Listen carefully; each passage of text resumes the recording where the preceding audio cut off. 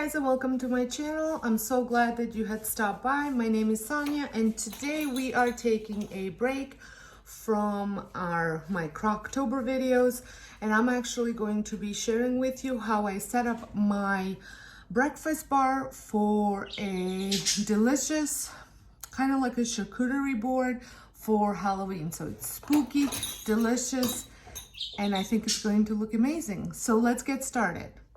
So I will be setting this charcuterie board on top of my raised breakfast bar. This is just a perfect height because I do have two giant breed dogs that can, their heads can sit on top of the table. So it's not a good idea to have food just sitting on a table.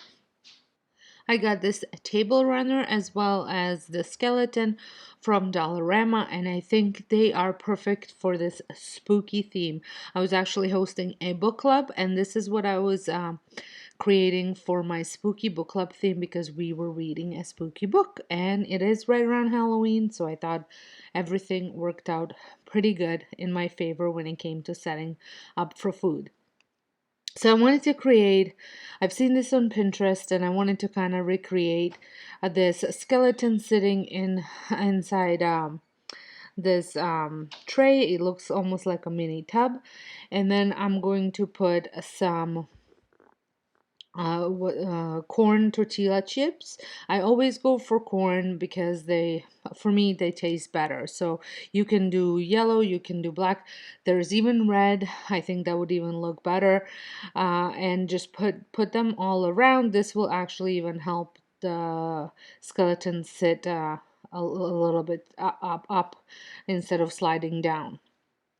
And so I am just filling the sides and the in front of his feet, and down in the middle I had bought some pico de gallo that I'm going to be placing inside, and this will make it look like almost like all of his guts are coming out.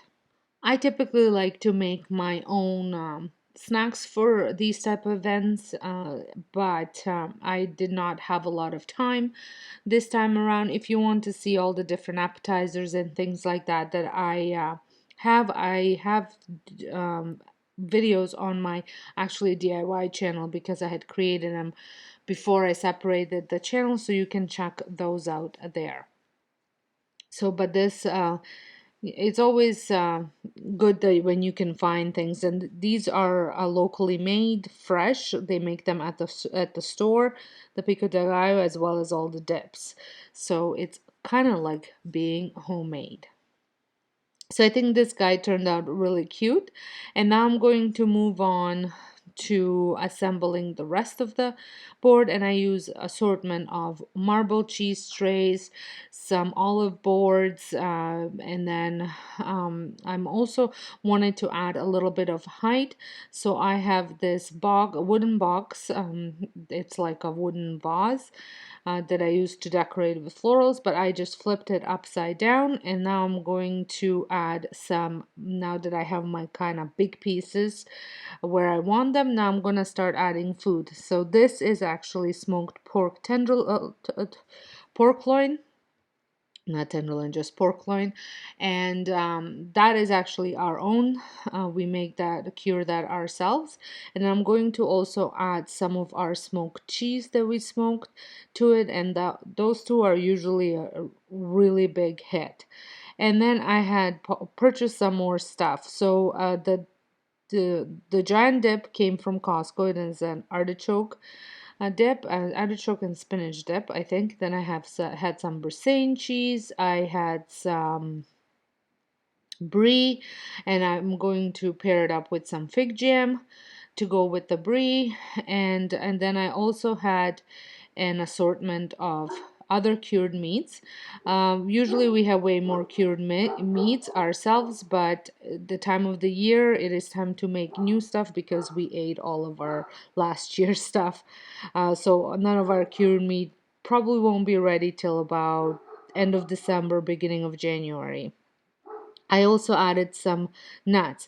Now, a little tip, when you have such big dips or even smaller dips, I always like to add them to a separate bowl. That way no chips gets in there, because if it does, it might go moldy. And also, when you have smaller dips like this, you can always empty the whole thing into a bowl, and then whatever's left, you can always transfer it back into the container. So I would recommend keep the container until your cleanup time and you know whether you need it or not. I also wanted to add some grapes. I find that grapes go so well with meat and cheese. Well, they do for me anyways. I love eating meat and cheese, and they also go well with some wine. So you want to, I always want to include them. So here's the assortment of meat. This is from Costco as well. There was some sopressata in there, some kind of like summer sausage.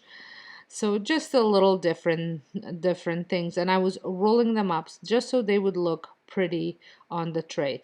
So obviously you want to be constantly washing your hands because you're touching food nonstop.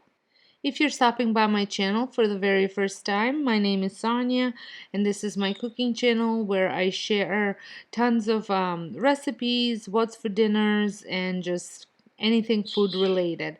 So if this is something that interests you, I would love it if you considered subscribing and pressing the notification bell so you don't miss out any videos that upload. And if you want like home decor, DIYs, or cleaning, I have separate channels for that, and they are all linked down below. So make sure you check those out as well if you like that kind of stuff. So here I am adding a little bit more grapes, just, and I think it also adds different color, and I think it just makes the trays look pretty. I had actually purchased these trays when we went to Europe. I purchased them in a town called Dubrovnik, and I wish I purchased more. That's all. I really like these olive boards. And then I'm adding some just regular kettle potato chips with some Himalayan sea salt. And now it's time to add a little bit of decor. So I had covered that tray with a napkin. I would have liked to, if I had maybe some black moss that I could have put on that tray, or maybe another table runner or something like that, just to make it a little bit more spookier. But for now, the napkin worked. So I added this tree that lights up. I'm adding some skulls and eyeballs and just making it a little bit spookier. I love creating the charcuterie boards, or whatever you call them, this whole setup, because there are so many things you can do, and when you throw in a theme, it becomes even more fun. So here it is. I think it looked good. My guests thought it looked spectacular. I would love it if you let me know what you think. Do you ever create meat and cheese boards or anything like that? If you do, let me know what kind of stuff you put on there, because I would love to know. Sometimes I will put olives and pickles as well, because that goes well with this setup. So just depending on what I have on hand and what I was able to purchase. Well, I hope you have enjoyed this video. If you did, please give it a thumbs up. Don't forget to hit that subscribe button if you're not subscribed. And if you're coming back, thank you so much for your continuing support. And I will see you all in my next video. Enjoy the rest of the tour. Bye!